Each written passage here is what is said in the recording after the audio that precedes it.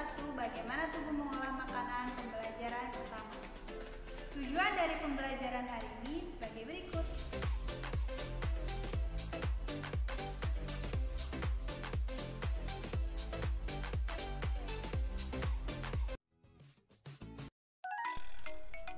Silakan simak materi berikut.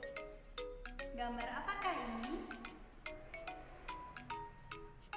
Ya, ini adalah gambar buah dan sayur-sayuran. Apakah anak-anak selalu mengonsumsi makanan ini? Jika iya, berarti bagus sekali dan teruskan kebiasaan makan buah dan sayur. Dan jika belum, ayo kita belajar makan buah dan sayur karena baik untuk kesehatan tubuh kita. Makanan yang sehat dan bergizi dapat menjaga organ pencernaan. Biasanya, kita mengenal jenis bahan makanan dari promosi yang disajikan dalam bentuk iklan. Apa itu iklan? Berikut penjelasannya.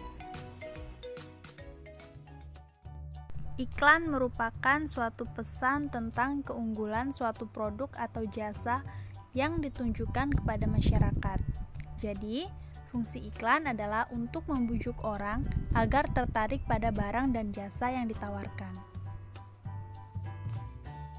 Iklan biasanya dipasang di tempat umum dengan menggunakan kalimat yang singkat, jelas, dan menarik.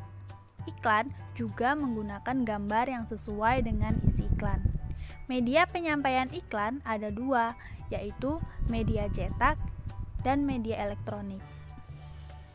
Contoh dari media cetak yaitu ada surat kabar dan majalah, sedangkan contoh dari media elektronik ada radio dan televisi. Perhatikan contoh iklan berikut. Makanan sehat dan bergizi penting untuk pertumbuhan otak anak Anda. Nah, kata kunci yang terdapat dalam iklan tersebut yaitu tentang pertumbuhan otak anak. Dan tujuan dari iklan tersebut yaitu untuk mengajak masyarakat agar mau mengkonsumsi makanan yang sehat dan bergizi demi pertumbuhan otak anak-anaknya. Gambar apakah ini? Ya, benar sekali. Ini adalah sapi. Tahukah kamu, untuk menghasilkan susu, makanan yang dikonsumsi harus dalam keadaan baik. Apakah kamu tahu bagaimana sapi mencerna makanannya? Nah, sapi adalah hewan yang istimewa dalam proses pencernaan makanannya. Perhatikan video pembelajaran berikut. Pengertian hewan ruminansia. Hewan ruminansia adalah kelompok hewan mamalia yang biasa memamah atau memakan dua kali dan dikenal dengan hewan memamah bias. Pada hewan ruminansia terdapat 4 bagian lambung. Selain itu, pencernaan makanan pada hewan ruminansia dibantu oleh beberapa mikroba seperti bakteri dan protozoa yang membantu mencerna rumput. Contoh hewan ruminansia yaitu ada sapi, kerbau, rusa, domba, kambing, dan kijang. Mekanisme pencernaan hewan ruminansia. Kita ambil contoh pada sapi ya. Di dalam mulut sapi terdapat gigi, lidah, dan saliva yang masing-masing mempunyai fungsi tersendiri. Gigi pada sapi tersusun dari gigi seri yang berguna untuk memotong makanan dan gigi geraham untuk mengunyah makanan. Sedangkan lidah sapi berguna untuk merenggut rumput atau memakan dan mendorong makanan yang sudah dikunyah menuju lambung. Dan yang terakhir adalah saliva, merupakan cairan atau enzim khusus yang dihasilkan oleh kelenjar khusus pada sapi yang kemudian disalurkan ke dalam rongga mulut.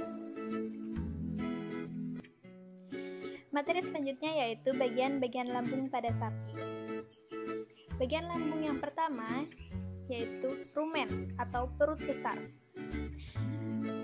Tempat terjadinya pencernaan dengan bantuan mikroba atau bakteri. Di sini, makanan dicerna hingga menjadi bubur dengan gerakan mengaduk yang dilakukan oleh dinding rumen. Pada saat beristirahat, makanan kembali ke mulut dan dikunyah kembali. Setelah dikunyah untuk kedua kalinya, makanan masuk ke retikulum atau perut jalan.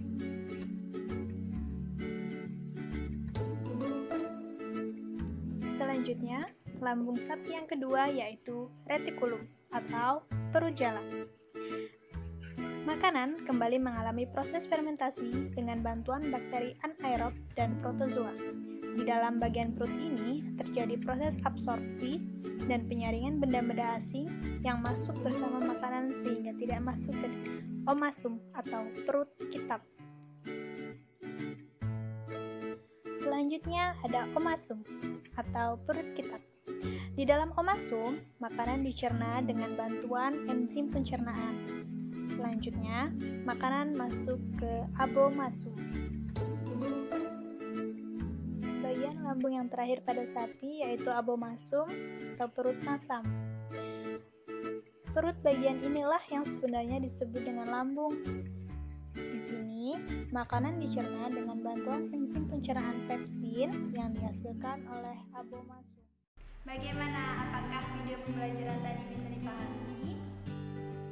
Nah, agar lebih memahami proses pencernaan hewan ruminansial pada sapi, silakan lengkapi diagram berikut dan tuliskan di buku latihannya ya.